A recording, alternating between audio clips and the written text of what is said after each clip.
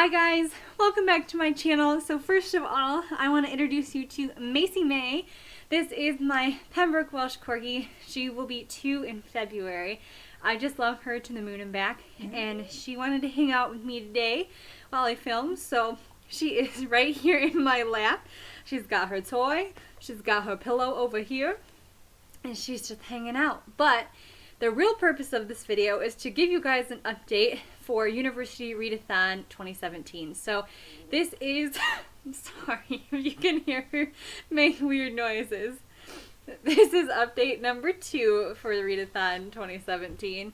And let's just get right into it. So last time I checked in with you guys, I was still reading The Name of the Wind by Patrick Rothfuss, as well as digging into Harry Potter and the Sorcerer's Stone Illustrated Edition.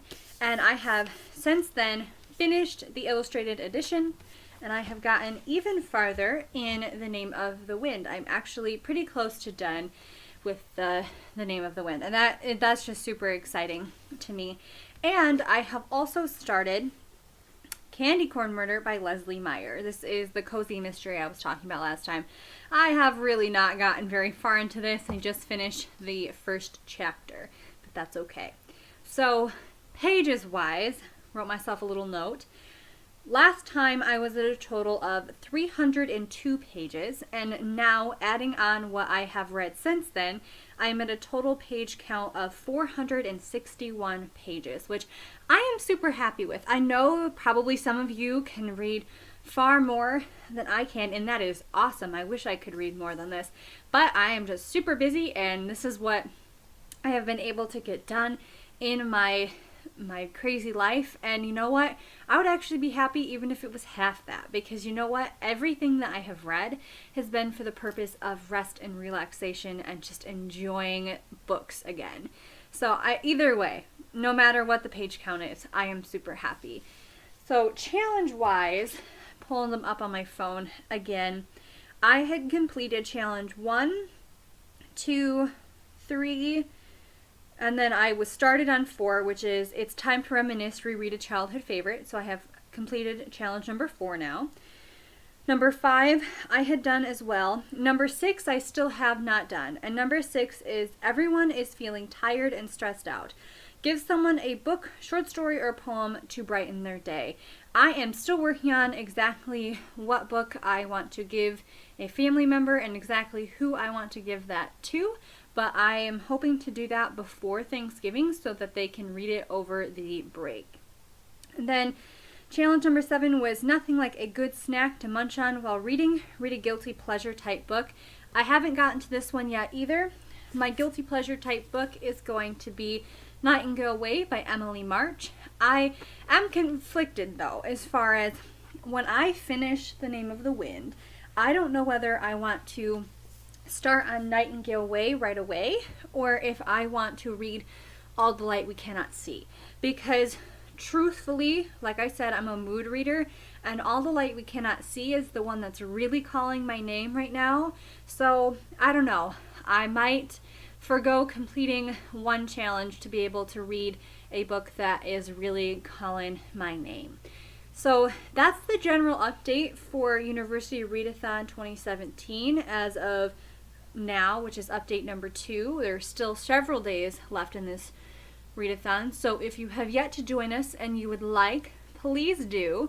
Even if you are still not in even if you are not in school anymore and you've moved on to your career, you are more than welcome to join us.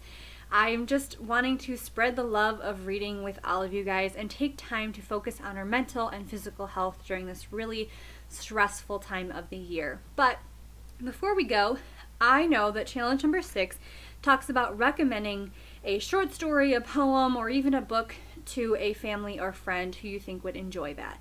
And I want to give you guys some recommendations for books that I have really enjoyed that, I don't know, I was just looking at my shelf today and I thought I want to tell some people about these, even though I'm sure you've heard of all of these, if not at least most of these.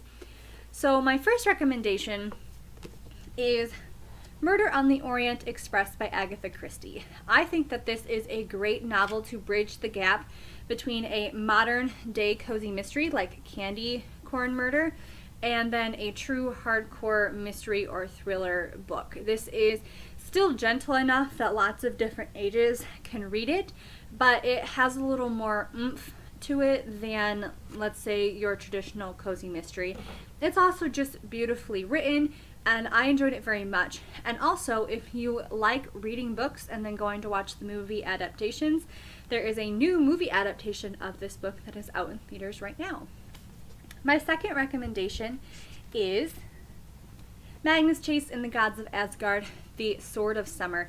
I've been talking about this series from Riordan a lot recently, and I think that's just because it seems so unique to me, because it's a Rick Riordan book that really I think all ages could enjoy. Everybody from your tweens and your teens all the way up into your 20s and past that, because the characters are just a really interesting group of people. The story is very intriguing, and the fact that it is based on Norse mythology, which not as many people know about, I think it just holds a whole new level of interest for readers. My next suggestion is one for the classic book lover who is maybe new to classics and is looking to find something that is just a little bit different than the typical Pride and Prejudice that a young woman or a young man might pick up for their very first classic read. And that is Jane Eyre by Charlotte Bronte. This is the Word Cloud Classics edition. It is just gorgeous. I love it very much. But this is by far one of my very favorite classic books of all time. Our character is just so hardworking, and I love that she is really figuring out who she is throughout this novel, and she tries her best to overcome all of these obstacles that are thrown in her way. And I found myself just cheering for her and hoping and wishing that she would get the life that she truly deserves after all of these years of hardship. So I highly suggest Jane Eyre. And then I have two more suggestions. The first is When Dimple Met Rishi by Sandhya Menon. This is just a really fun contemporary book that feels very summery.